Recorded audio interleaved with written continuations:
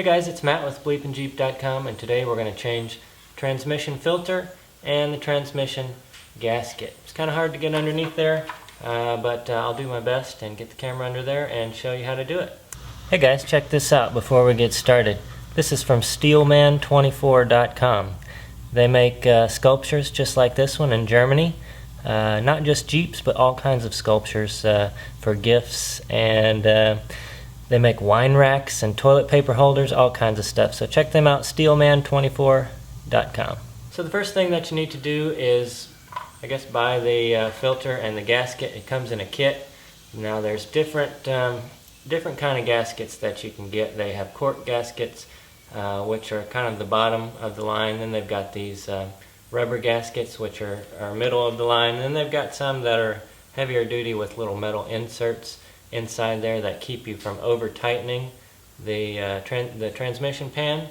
And then those are like the top of the line. And then you can also get the factory ones, which are going to be the best. This is just a regular cheapo kit from any auto parts store. Now let's crawl under there and take a look. Alright guys, so I've jacked the vehicle up and secured it with jack stands. Now we're going to crawl under here and find your transmission pan.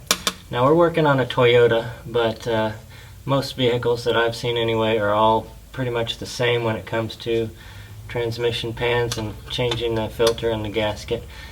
Now you want to put a drain pan down here, and the first thing you want to do is drain it.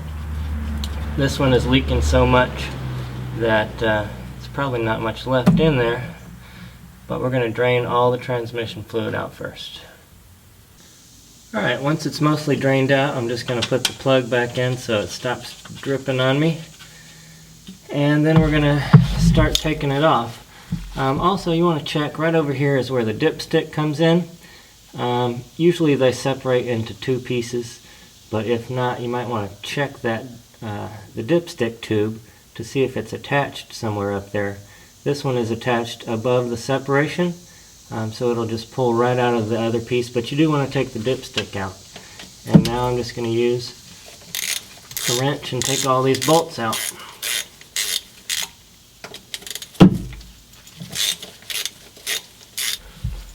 Alright, so I guess I should explain that not all pans are going to have a drain plug, and if that's the case, what you want to do is leave two bolts on one side loose, and then leave one bolt on the other side. And what you'll do is take this bolt loose, and the whole pan is going to tilt down and all your fluid is going to leak out to one side.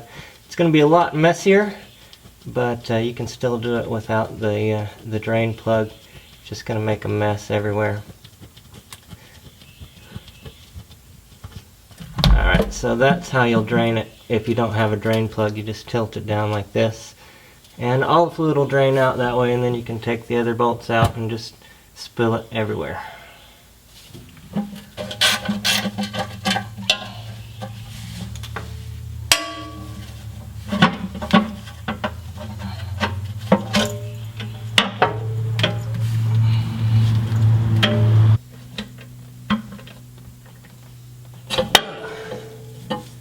There we go.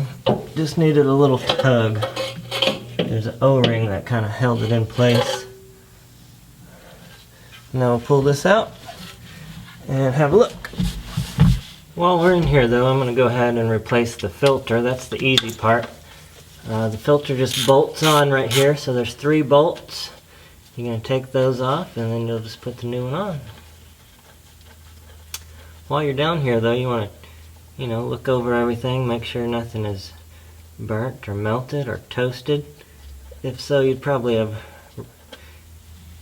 have noticed by now though. Oh, nice little transmission shower. Alright guys, there it is. And just remember how that went on there, like this. So we'll line up our new one and bolt it in the same place.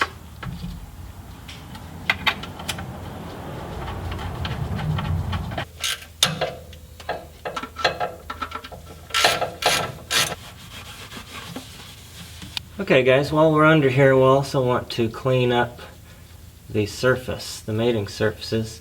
Now you don't want to use any kind of abrasive. You don't want to scratch this up because it needs to be a nice clean seal. But you can use, a plastic scraper or whatever. You just don't want to use anything metal and abrasive like sandpaper or anything like that. So we want to clean this up real good, and then we'll take a look at the pan, clean it up good as well.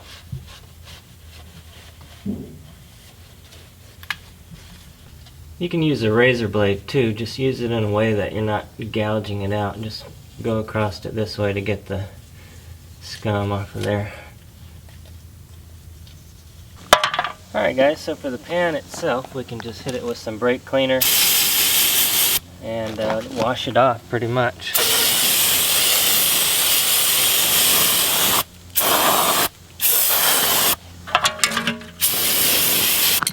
There's also these magnets in here that catch little metal shavings, so pick one of those up and wipe it off. You'll get a bunch of little metal shavings in there, and then when you're done, just make sure to put it back. I'm going to go ahead and clean this up a bit further, and then we'll get some of this gunk off the edges. Alright, so the pan's clean, but now we need to scrape some of this. Looks like they used RTV on here previously, but you want to get most of that off. Now you don't need to be as careful with the pan because you can replace the pan, but you can't. It's harder to replace the transmission, but you still want to be careful not to scratch this up or anything. I'm just using a plastic scraper here. I've got a razor blade too. It is difficult to get this off. I used to have an air nibbler thing for my air tools, which would have made quick work of this, but I can't find it at the moment. But use whatever you can to get that nice and clean here.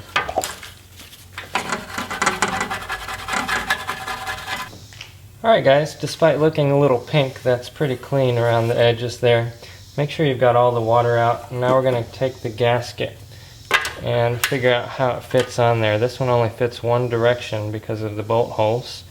So it goes like that. Now the directions say to use an oil-soluble grease to hold this in place.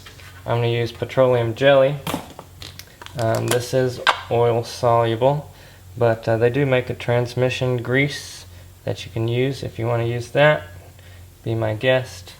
All this is going to do is hold the gasket in place so that it's not moving around while we try to get it up into place. Alright, so now I use that Vaseline as kind of a glue to glue this down.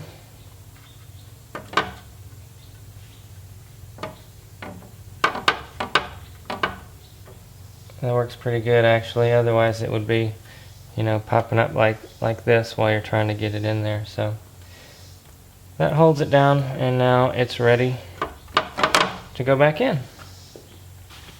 Alright guys, it's ready to go in. Now, just so there's not any fuss getting this in there, I unbolted the top of the dipstick tube.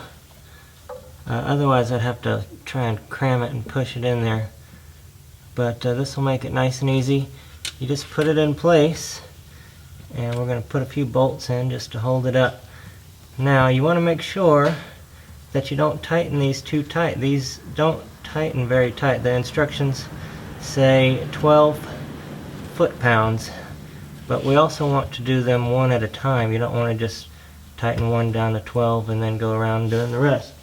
You want to tighten them slowly around in a circle one at a time, or doing a crisscross pattern one at a time.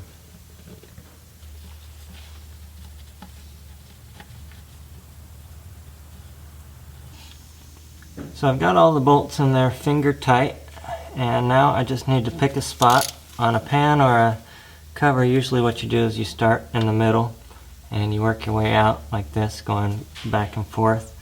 Or you can start here, and then go to the corners and then work your way in, or whatever you want to do, but make sure you don't tighten these too tight.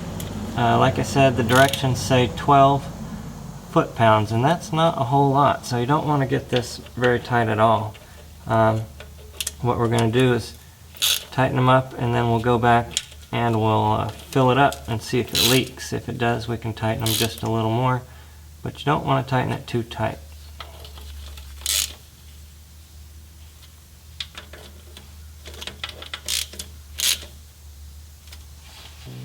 And then make sure you don't forget to tighten this one here.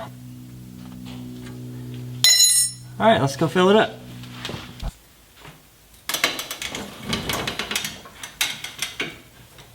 Alright guys, we're going to get everything level again. That way we can put the top of the dipstick back on. We're going to fill it up with transmission fluid to the full mark. Then we're going to let it run, check for leaks, and then if everything looks good, then we're going to make sure that we've topped it off to the proper level. And then once you do that, you're done. Alright guys, don't forget to check out steelman24.com where you can find this Jeep and all kinds of other great gifts for your loved ones. Made out of metal, handmade in Germany. steelman24.com. Check it out. Thanks for watching guys. I hope you learned something today. Don't forget to check out the website, BleepinJeep.com. We've got all the best off-road videos on YouTube, none of the boring stuff, hats and t-shirts, muffler bearings, flux capacitors, and more. BleepinJeep.com. Make sure to subscribe right here to the YouTube channel and check out the Facebook page as well. We'll see you in the next video. Okay guys, I hope you learned something there. I want to thank you for watching and thank you for subscribing and supporting the BleepinJeep channel. Now we've got a few options for you. First of all, these videos can be costly and take a lot of time to do. And if you want to contribute, you don't have to, but if you'd like to, the option for that is right over there. Also, we'd love for you to check out the t-shirt store. The link for that is right down there. We've got these t-shirts, this hat, and more at BleepinJeep.com/store or that link. Also, we'd love for you to subscribe to the YouTube channel. That option is right below. It's free. You get updates via email every week when we upload a new video. Also, we'd love for you to check out the website, BleepinJeep.com, or click this link right here. We've got all kinds of off-road videos. We've got how-to videos, off-road parks, and discount coupon codes, and more. So check that out, BleepinJeep.com. Alright guys, thank you very much for subscribing and supporting, and we'll see you in the next video.